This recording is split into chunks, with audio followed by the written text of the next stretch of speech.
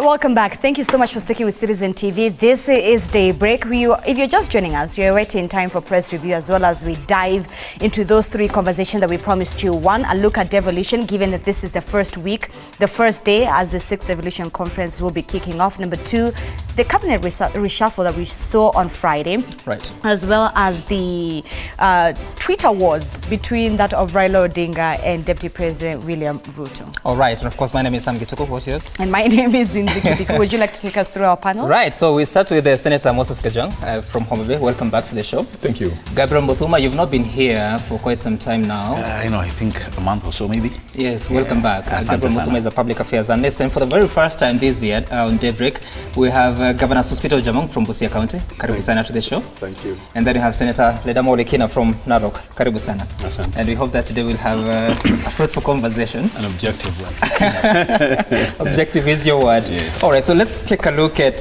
what's making headlines in the papers. First of all, on the Daily Nation, you'll see that at the top there, Ruto answers Raila's allies trade jibes. Leaders aligned to the Deputy President come to his defense as ODM leaders, allies tell the DP to resign. That's a conversation that we have later on, but that story is on page 4 of the Daily Nation.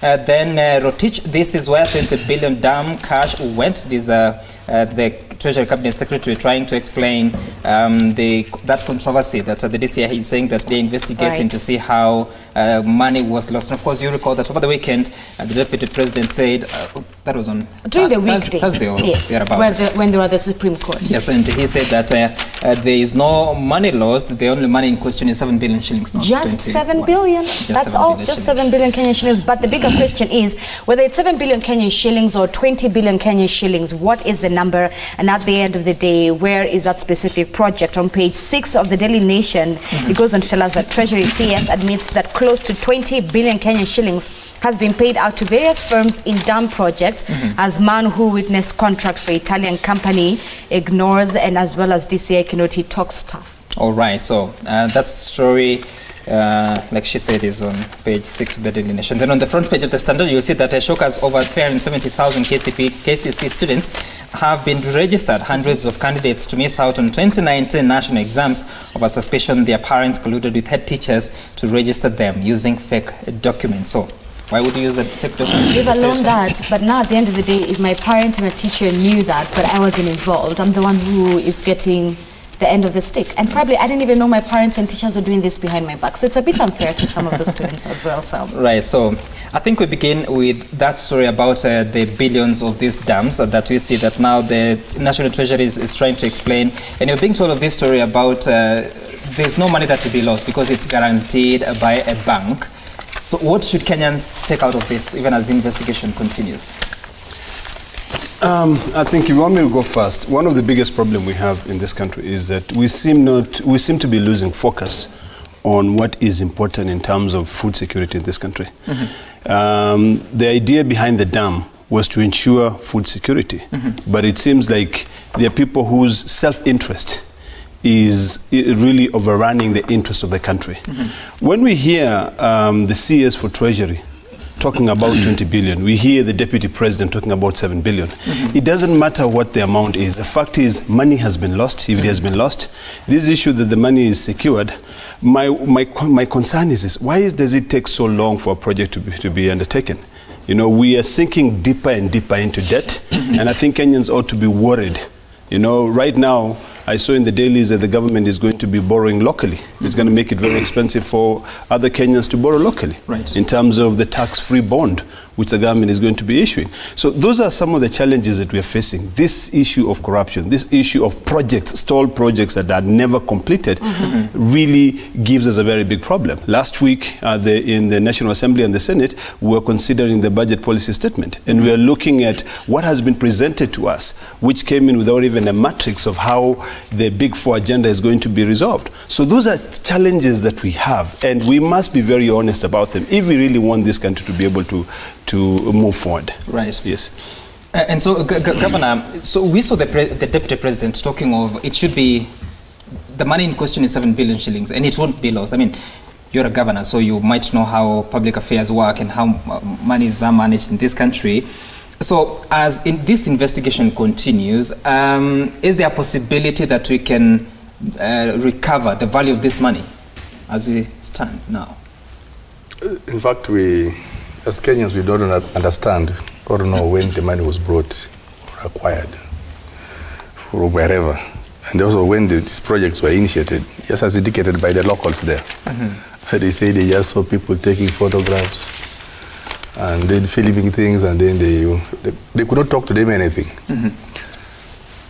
So to me, the Kenyan way, usually, the Deputy President said 7 billion. Rotich, the man in charge, says it's 20 billion. So that is where the confusion starts now. With the right person to tell us, because the President might also come with his own figure. Raila Odinga will also come with his own figure. So I think the best person now, so far, to tell us the truth might be Rotich, to get us exactly what it is. And I know the Deputy President must have said that because fingers were pointing at him by his political rivals. So might be in that state, he just said 7 billion out of, might be poor advice from somebody.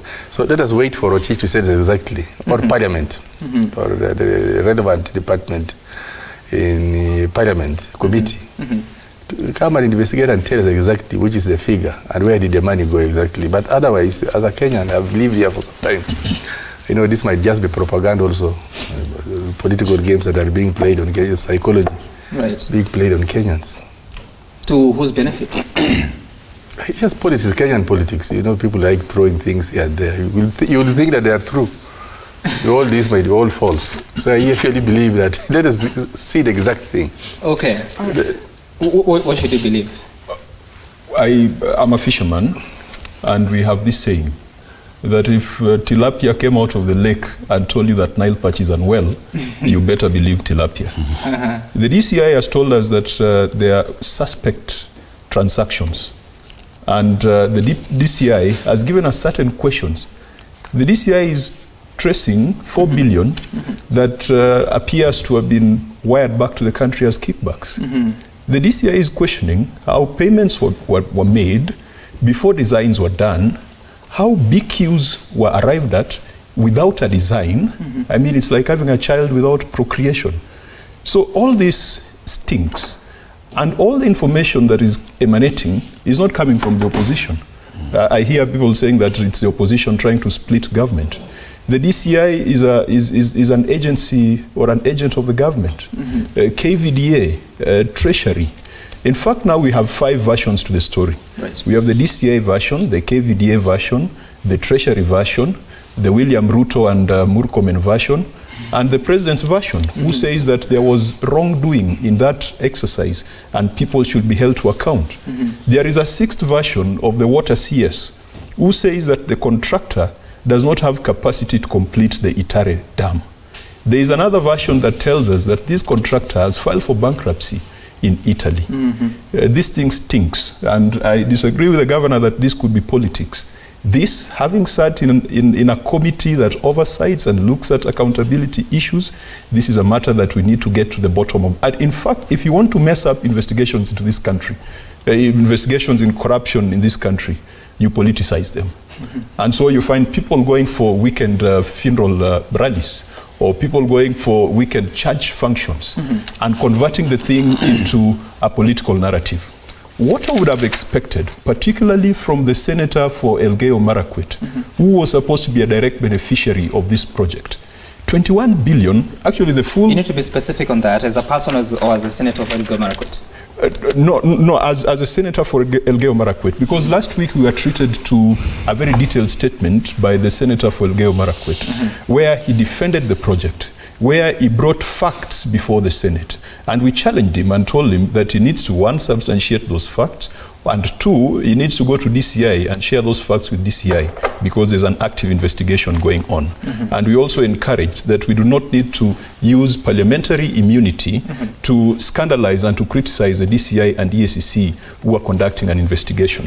But what I would have expected, and leaders from these areas that were supposed to benefit from the dams, is that if there was a whiff of corruption in the project, they must shout, because that then would threaten the project. they shouldn't be the first ones to defend everything about those projects. And speaking... unless they're beneficiaries. Unless they're beneficiaries. And speaking of Elgeyo Marakwet, Senator Kipchumba Murkomen, we had him on Thursday on our primetime bulletin at night, and he said that, of course I can't quote word for word, but he had mentioned the fact that this specific project, the contractors and the fact that if anything was to happen, the dam would still go on. Things have been set into place. Now, from a lawyer's perspective, from a legal perspective, help Kenyans understand how is it possible to have these tenders, to have these contracts on public domain, so that voters of Elgeyo Marakwet, whose as the dam is supposed to be serving, can know, okay, so the contract went to this person, to this county, to this firm, and supposed to be completed by this due date, this is the amount it will cost, etc., for accountability and transparency purposes. Well, the statement by Elgeyo Marakwet, Senator, the same Thursday we were in Senate with Senator Ledama Ole Kina, where he made a fairly detailed statement about the matter. First of all, he does not sit in the executive branch of government. This is a project that has been executed from the executive branch of government, not from the legislature, where Ledama and I and the majority leader sits. He has facts which we don't know where he's getting them from, because Parliament has not carried out any investigation or inquiry into the matter that would then embolden him to talk to the nation about the status of the project. And then he's talking about an active investigation where DCI has called certain witnesses. We don't know whether he's going to be one of those witnesses. That is where those details and that information ought to be sitting. But there are questions, if the DCI is telling us that you have paid money for a project where designs have not been completed, so how did you value the project? Exactly. The governor will tell you that even if he was to build a classroom or a road or an ECD, there has to be a design. It is out of that design that bills of quantities can then be computed, and out of that you can value the project. And why hasn't Parliament done its own independent investigation on this specific project? This is an active matter. This is an active matter, and I know that at some point Parliament will come in. But I would rather that Parliament does not come in at this point in time. Reason being that if Parliament risks degenerating into partisan political camps. We have seen that in the past. We saw that with Ruaraka. Yes. When we brought a report about outright theft that was carried out in this country, people went back and voted on the basis of political and ethnic extraction. Aspect of it. You ask a very good question, which is very, very important. And I want to refer back to Article 35(3) of the Constitution, which is very, very clear. And I think when there's an issue which is affecting the public, the state is obligated to publish and publicize any important information that affects the nation. Right now, this issue of this dam, the money in question, to go to your question, is that, what can be done? If the state is saying that no money is going to be lost, or these tender documents, or the contract, the law is very precise. The state ought to publish that information so that it can be able to remove this this cloud, and in fact, even any person who is accused of receiving kickbacks, has also a right to be able to go ahead and say that this information which is in public is actually affecting me, so you need to correct it. So those are some of the issues that we need to be able to focus on. And Gabriel Muthuma, as I'm coming to you as a public affairs analyst, perhaps help Kenyans understand, paint for us an image of how bad corruption affects devolution, and more so matters like in this specific one. We're seeing a project, a dam that was supposed to help irrigation, that's supposed to help food security in Kenya. What exactly does corruption do at the heart of it? Well, thank you so much. And these gentlemen have brought in a lot of meat that we need to look at it very carefully, marinate on it, because as we speak right now, corruption is indeed the biggest threat to devolution. If we continue playing these games, I can guarantee you all these counties will be technically insolvent. It's just a matter of time. Before you say cut and a half, we will not even be able to pay salaries. When you're talking about a very good project like this, and we know we need it, a place like a dam, very good question that you've asked about information. This is something that should be, anything that I query, I should be able to get it. When the public is asking, you're telling us you paid millions worth of money on towels. on tiles in a dam. That should be somewhere that I'm in a click of a button I can be able to get it. I need to even call my senator, have you had this? Do you have this information? They should have this information because they are representing the public. But when they don't even have this information, when you have the same government, one, the CS, Rotich, telling us this is the side of the story, DP coming, same government again, telling us this is the side of the story, Murkomen, people within the same government, all right, telling different versions. The Mwananchi and governance experts are lost. And that is why you start hearing people saying, you know what, there's a game here. Money is going to be lost. The fact that people are saying it's just this amount, it cannot be lost, there's a bank guarantee. Money do actually get lost with bank guarantees because they are the thing you don't want, again, is issue of litigation. When you enter litigation, Senator will tell you, and here's a lawyer who will tell you, in litigation, money is still getting lost. You're paying lawyers. So money does get lost, right? But in a nutshell, I think we continue with this kind of, let me call them political games. And we sometimes bury corruption in a fluffy rag of, you know what, it is these people who are pointing fingers in a project, in a good project like this. Albeit the fact that the project is good, it will lose its meaning before we say, whether this project is even viable or not. Time will have expired. 4 years down the line, we'll still be where we were. And a new administration comes in, and guess what? We forget about those dams. So there is an element that Martin Luther talked about, the urgency, the fierce urgency of now. The fierce urgency of now demands and dictates that every peace-loving Kenyan, people who want to hold a government accountable, must start asking the right question. Is money lost? When the DCI says there is an issue of kickbacks, of money which was wired from Italy back to this country, why was it wired? Kenyans need answers, valid answers, so that we can also be in a position, all right, to divorce politics and reality. Okay. People, and it's true, to an extent, there could be a slice, like what Governor said, there could be a slice of politics entering into such a thing. Kenyans must know where is the truth, and that truth must come from officers who have actually been given that mandate. One of them being the CS, the other one being the houses that are representing Wanjiko. They must provide the truth so that we can know when we are looking at a project like this, will it actually be finished? Remember, we are borrowing money, like the CS has said. It's not coming from the exchequer. What does that tell you? If we prolong this, we are prolonging interest. That loan has to be paid back. If it's coming from the exchequer, it's money we have.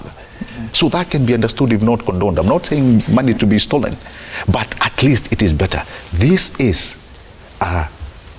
financing that probably me and Senator and Governor here will continue paying interest on. And if we don't do this project, our children will take up this tab. So indeed, if we continue with this kind of corruption eating into big projects like this, counties, and I guarantee you, will be technically insolvent in a very short period of time. Of course, on page 8 of the Standard, you'll see a story there, Ministers' Proxy Firms Trading with State. This is quoted, attributed to the the Director of Public Prosecutions, Doreen Haji, who is said to have been in Italy a few days ago. And the Presidential Delivery Unit is said to not have captured the 63 billion Arol and Kimaral dams in latest report. And what they say is that the Standard has established that the PDU, that is the Presidential Delivery Unit, which documents all major projects, has not captured the details of the 63 billion projects, and sources said that they were deleted as the Director of Criminal Investigations, George Kinoti, moved in to probe the matter. So the two projects are conspicuously missing in the GPRS systems tracker, and an extract of projects from the county excludes that. So that's